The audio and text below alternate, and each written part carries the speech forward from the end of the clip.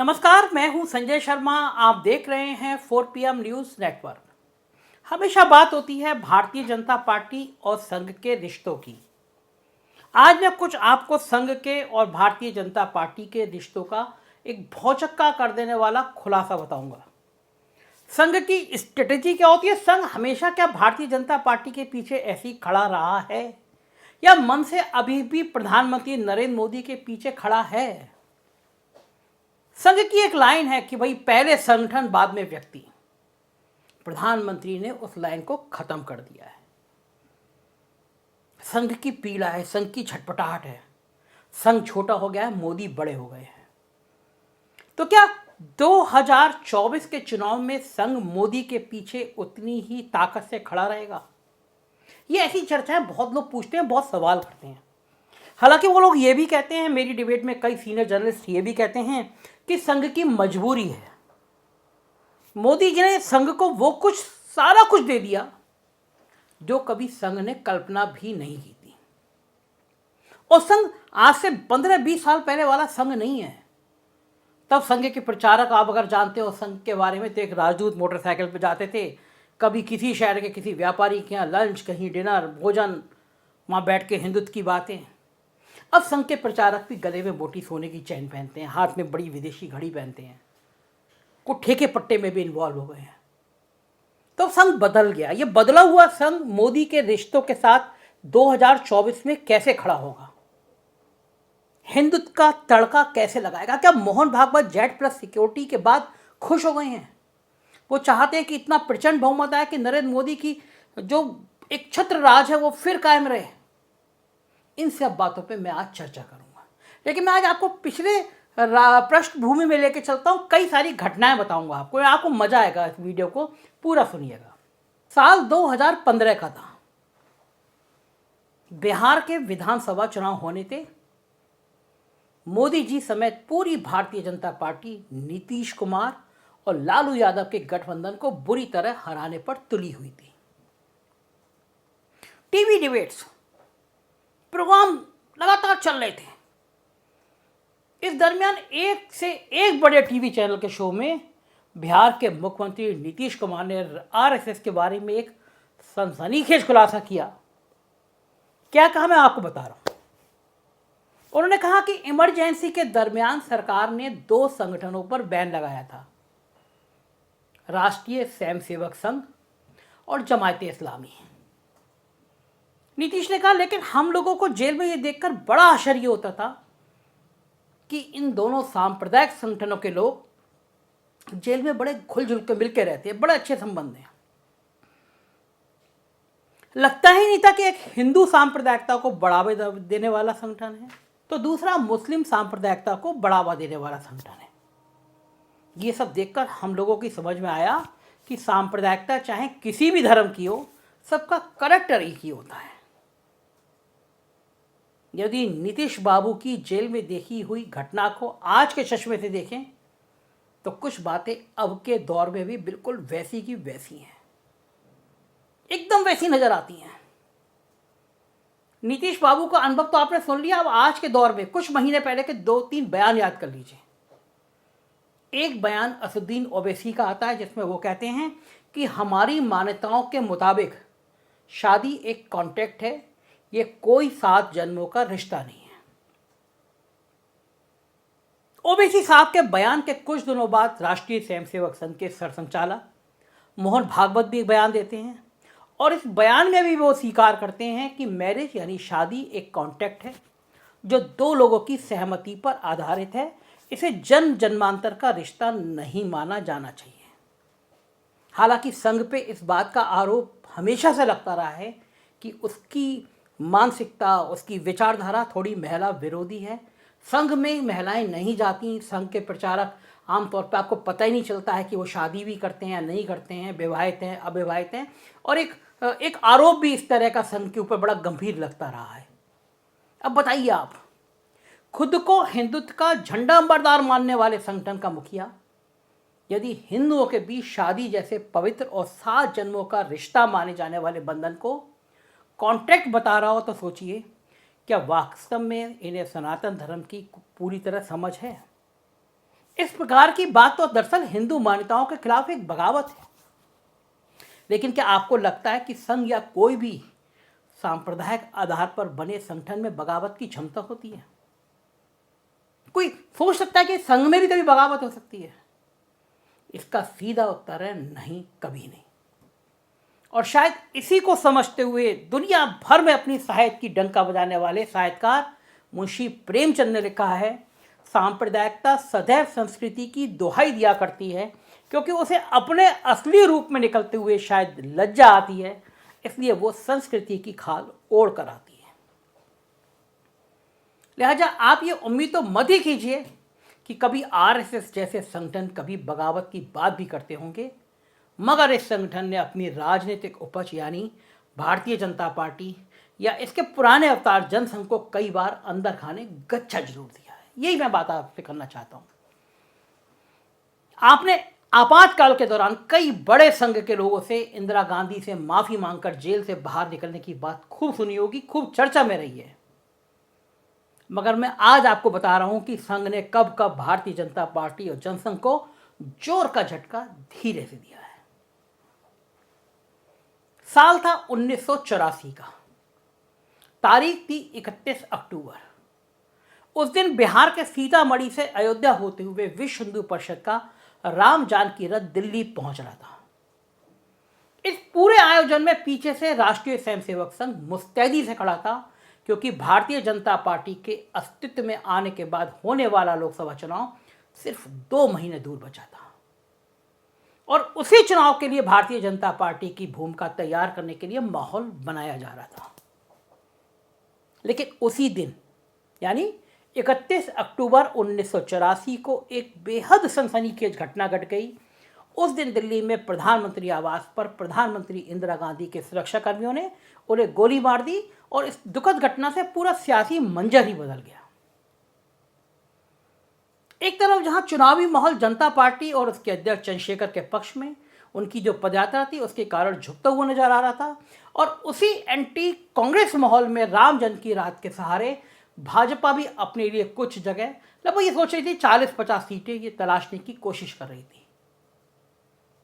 लेकिन लोकसभा चुनाव से ठीक पहले इंदिरा गांधी की शहादत ने पूरे एंटी कांग्रेस माहौल को ही खत्म कर दिया। बल्कि यूं कहूं कि चुनाव के दरमियान इंदिरा गांधी के खून के कतरे वाले भाषण जो उन्होंने हत्या के एक दिन पहले भुवनेश्वर में दिया था, उनके कैसेट देश के गांव गांव और कस्बे कस्बे में कांग्रेस की प्रचार गाड़ियों और चुनावी सभाओं में बजने लगे।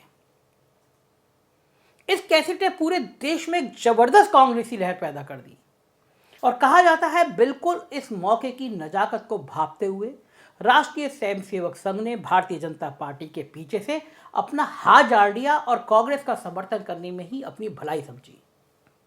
नतीजा ऐसा हुआ कि भारतीय जनता पार्टी को सिर्फ 2 सीटें, एक मेहसाना से आत्माराम पटेल और दूसरे आंध्र प्रदेश की हम्मनकोड़ा से पीवी नरसिंहा राव को हराकर जंगी रेड्डी को हासिल हो सकी। अटल बिहारी वाजपेयी, विजय राजे सिंधिया, मुरली मनोहर जोशी सबके सब हार गए। कुछ लोग तो यहां तक कहते हैं कि 1984 के सिख विरोधी दंगे में कांग्रेस तो सिर्फ ऊपर ऊपर से भावनात्मक उबाल की वजह से बह गई थी, मगर खेल के पीछे तो आरएसएस था, ताकि लॉन्ग टर्म में कांग्रेस को सिखों के बीच विलेन साबित किया जा सके। संघ की इसी सब कथित कांग्रेस समर्थक भूमिका को देखते हुए कुछ लेखक तो यहां तक दावा करते हैं कि राजीव गांधी ने बोफोर्स में फंसने के बाद एक बार फिर संघ से 1989 के चुनाव में पर्दे के पीछे से मदद लेने की कोशिश की थी। दरअसल कोशिश तो ये हुई थी कि राजीव राम मंदिर बनवा देंगे, बशर्ते संघ विश्वनाथ प्रताप सिंह की आंधी का मुकाबला करने में कांग्रेस को अंदर खाने 1984 के चुनाव की भांति सपोर्ट कर दे। कुछ लोग तो ये दावा भी करते हैं कि राजीव ने इसी मकसद से चुनाव के ठीक पहले राम मंदिर का शिलान्यास भी करवा दिया था, लेकिन शायद राजीव संघ को ठीक से जानते नहीं थे। शायद उन्हें नहीं पता था कि संघ में एक से एक मौसम वैज्ञानिक हैं जो देश की हवा भांपने के बाद के दौर के मौसम वैज्ञानिक रामविलास पासवान से भी कई मील आगे हैं। पूरे संघ को विश्वनाथ प्रताप सिंह के पक्ष में चल रही हवा का अंदाजा था, लिहाजा आरएसएस ने राजीव गांधी के इस कथित प्रस्ताव को कोई तवज्जो नहीं दी। इसके बाद आते हैं, साल था 1993। बाबरी विध्वंस के बाद पीवी नरसिंह राव की सरकार ने सभी 4 भारतीय जनता पार्टी की सरकारें, जिसमें कल्याण सिंह, भैरव सिंह शेखावत, सुंदरलाल पटवा और शांता कुमार थे, उन सब सरकारों को बर्खास्त कर दिया था। जिसके बाद इनके राज्यों में फिर से चुनाव हो रहे थे। बाबरी विध्वंस के बाद गृह मंत्री एस.वी. चव्हाण ने आरएसएस पर भी प्रतिबंध लगा दिया था। आजाद भारत में संघ पर यह तीसरा प्रतिबंध था। पहली बार गांधी जी की हत्या के बाद गृह मंत्री सरदार पटेल ने लगाया था। दूसरी बार इमरजेंसी के दरमियान गृह मंत्री उमाशंकर दीक्षित ने लगाया था, और अब तीसरी बार चव्हाण साहब ने लगा दिया। इस तीसरे प्रतिबंध से संघ बड़ी विचित्र हालत में पड़ गया, लेकिन कई अंदरूनी जानकार दावा करते हैं कि इस प्रतिबंध में ढील देने के एवज में संघ के लोगों ने नरसिंह राव से कथित तौर पर समझौता किया, और इस समझौते के तहत मध्य प्रदेश और हिमाचल प्रदेश में भारतीय जनता पार्टी की बजाय कांग्रेस को अंदर खाने मदद की। इस बात को कई बार हमारे चैनल में मध्य प्रदेश के समाजवादी नेता और पूर्व विधायक डॉक्टर सुरीलम भी कई बार हमारे कार्यक्रम में, हमारे शो में बता भी चुके हैं। इसके बाद आते हैं 2004 का साल था। फील गुड और इंडिया शाइनिंग के प्रमोद महाजन के चुनावी शोर के बीच लोकसभा का चुनाव हो रहा था। हर तरफ बीजेपी की धूम हो रही थी। सब जानते हैं कि तब तक अटल बिहारी वाजपेयी का संघ प्रेम खत्म हो चुका था। वैसे उनका संघ प्रेम तो 1980 में भाजपा की स्थापना के वक्त ही खत्म हो गया था, जब उन्होंने हिंदुत्व की बात न करके गांधीवादी समाजवाद की बात की थी, और उसे ही पार्टी की लाइन बताया था। संतोष भारतीय तो अपनी किताब में यहां तक लिखते हैं कि एक बार वाजपेयी जी ने चंद्रशेखर जी से अपना डर ये कहते हुए साझा किया था कि संघ के लोग मुझे जिंदा नहीं छोड़ेंगे। लेकिन 1998 में सत्ता के आने के बाद तो वाजपेयी जी ने ऐसी लाइन ली कि संघ उसे छुटकारा पाने की सोचने लगा। प्रधानमंत्री वाजपेयी को देखकर संघ को ऐसा लगता था कि वो हिंदुत्व और एकात्म मानववाद की लाइन भूल चुके हैं, और पूरी सरकार को एनडीए संयोजक जॉर्ज फर्नांडिस के नेशनल एजेंडा फॉर गवर्नेंस के पोती के हाथों में गिरवी रख चुके हैं। इसके बाद संघ वाजपेयी से पिन छुड़ाने की सोचने लगा। कहा जाता है कि 2002 में खुद के.सी. सुदर्शन, जो संघ प्रमुख थे, उन्होंने वाजपेयी जी को समझाने गए थे कि अब आप राष्ट्रपति बन जाइए और आडवाणी जी को प्रधानमंत्री बनने दीजिए, लेकिन वाजपेयी नहीं माने, और उसके बाद फील गुड और इंडिया शाइनिंग के शोर में जब चुनाव हुआ तो संघ ने अपना पल्ला झाड़ दिया। नतीजन पार्टी धराशायी हो गई। 2007 के गुजरात विधानसभा चुनाव में संघ ने मोदी को हराने में अपनी पूरी ताकत झोंक दी थी, लेकिन तब तक गुजरात में हिंदुत्व की जगह मोदित्व हावी हो चुका था। नतीजा ये हुआ कि संघ का मिशन फेल हो गया। हालांकि संघ का मिशन भले ही फेल हो गया, और लेकिन मोदी पर इसका असर ये हुआ कि मोदी ने दूर की राजनीति के मद्देनजर रखते हुए राज्य में संघ के लोगों की प्रताड़ना बंद कर दी और संघ से संबंध सुधारने में लग गए। ये था संघ का इतिहास। उसके बाद प्रधानमंत्री बनने के बाद नरेंद्र मोदी ताकतवर होते चले गए। संघ को उन्होंने आर्थिक रूप से मजबूत करना शुरू कर दिया। संघ के कार्यालय बन गए। संघ को आर्थिक मदद के अलावा मोहन भागवत को जेड प्लस सिक्योरिटी मिल गई। इस तरह की तमाम बातें हो गई। लेकिन एक बात मोदी ने की कि संघ को उसकी हैसियत में रखा। प्रधानमंत्री नरेंद्र बनने के बाद नरेंद्र मोदी नागपुर नहीं गए। उनका मानना था कि वो मोहन भागवत से सीनियर स्वयंसेवक हैं, ऐसे उनके करीबी लोग कहते हैं। लिहाजा संघ की वैचारिक लड़ाई में कहीं ना कहीं ये बात उनको चुभ रही थी कि प्रधानमंत्री का कद, नरेंद्र मोदी का कद संघ से बड़ा होता जा रहा है। लेकिन संघ तड़प के बेचैन रहने के अलावा कुछ कर नहीं सकता था। नरेंद्र मोदी की राजनीति का जो स्टाइल है, जिसमें वो किसी की नहीं सुनते हैं, उसमें संघ भी लाइन में लग गया। पूरी गुजरात की कैबिनेट बदल दी गई, मुख्यमंत्री बदल दिया गया, संघ से पूछा नहीं गया। संघ के सबसे प्रिय दुलारे नितिन गडकरी को संसदीय बोर्ड से बाहर का रास्ता दिखा दिया गया, संघ से पूछा नहीं गया। ऐसे तमाम किस्से हैं। संघ नहीं चाहता था कि पॉलिटिकल लोगों को किनारे करके नौकरशाहों को आगे बढ़ाया जाए, लेकिन नरेंद्र मोदी की जिद के कारण कई नौकरशाह कैबिनेट मिनिस्टर बन गए और कई कांग्रेस से आए लोग प्रदेशों में मुख्यमंत्री बन गए। ये जो बीजेपी है, ये कांग्रेस पार्ट 2 हो गया। तो जाहिर है 2024 तक संघ और मोदी के रिश्ते क्या सास बहू रहेंगे, प्रेमी प्रेम का वाले रहेंगे, या फिर कुछ और खेल होगा, इसमें हमारी निगाह रहेगी। देखते रहिए 4 PM, क्योंकि राजनीति के अंदर की खबरें आपको यहीं मिलेंगी। बिहार की खबरें देखना हो तो 4 PM बिहार, गुजरात देखना हो तो 4 PM गुजरात, और यूपी की खबरें देखनी हो 4 PM यूपी देखिएगा। और एक खुशखबरी और, आपके अपने चैनल ने कर्नाटक में दस्तक दे दी है, तो 4 PM कर्नाटक को भी सब्सक्राइब करिएगा। कुछ महीने बाद चुनाव है, कर्नाटक की राजनीति की हर खबर आपको 4 PM कर्नाटक में मिलेगी। शुक्रिया, थैंक यू।